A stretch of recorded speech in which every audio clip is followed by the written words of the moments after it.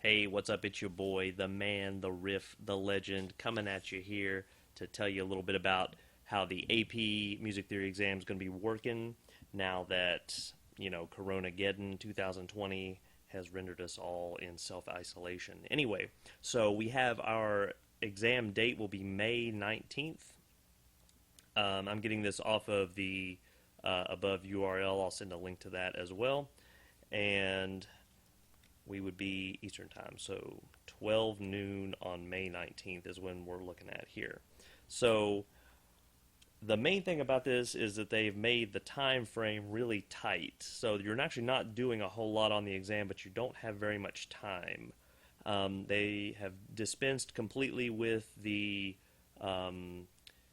multiple choice questions and gone completely with the free response questions. Now there's some good news though as well. You don't have to do any harmonic or melodic dictation, meaning you don't have to listen to the prompt and write it out. So the first part of it is going to be based on what we would consider from the full exam free response questions 5 and 6, which I'll show you examples of here. They're basically the part writing.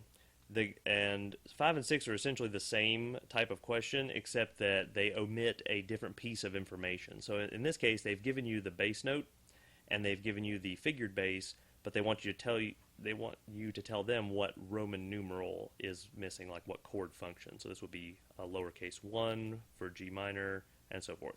In free response question 6, for instance, it's the same deal. You're still writing out a 4-part arrangement here, but they've given you the Roman numeral and the figure bass, but they haven't written in the bass note. Now, so you can derive what's missing from what's there. It's just that they've taken a different piece of information away. So it's not too hard. You just do have to know, what kind of chord you're looking for and how to voice it and avoid those voice leading errors. So that'll be the first half of the test, and then questions based on free response questions 8 and 9, those are the sight singing. So sight singing is the second part of it. And you don't have very much time. I think they gave you 15 minutes to respond to the first part of that. But essentially they'll give you a melody similar to like this. This was one of the examples back on the 2017 one. And you'll have to record yourself singing that on a neutral syllable or whatever you like, and then test that your recording works and send it in. Now they want both examples. They'll have 2 melodies. So, for instance, this would be like an example of maybe what the first one would look like, and you have to sing that, and then they give you the second one, and it'd be something like that. And you have to record them both on the same file, and also put out your AP number and name in the file as well for identification purposes, and then submit that.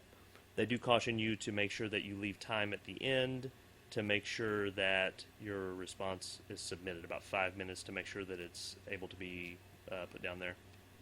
You can print out paper to put on for the first 2 questions, but you can also copy it by hand. So if you have a working printer, that might be easier for you. If not, you have some time to make some accommodations for that maybe. But you can copy it out by hand apparently in the event that you don't. But anyway, here in the coming weeks here, we'll be looking at ye old 4-part realization and figured bass and reminding you how to do that, and I'll be sharing some techniques for sight singing and how to figure that out.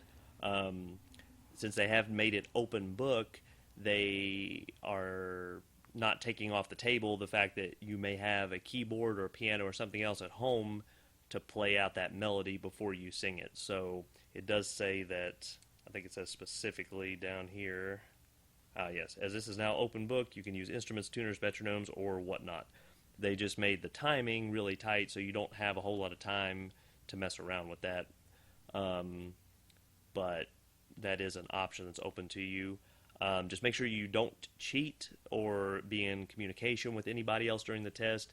They've made the repercussions for that fairly vague, but they haven't taken off the table even producing a list of people that are caught cheating and putting it out to all the colleges in the nation and something like that as a possibility. So it's not worth it. Make sure you don't cheat on the test, but you can use any of these things listed here. Well, anyway, this is your boy Riff signing off, and we'll talk to you later.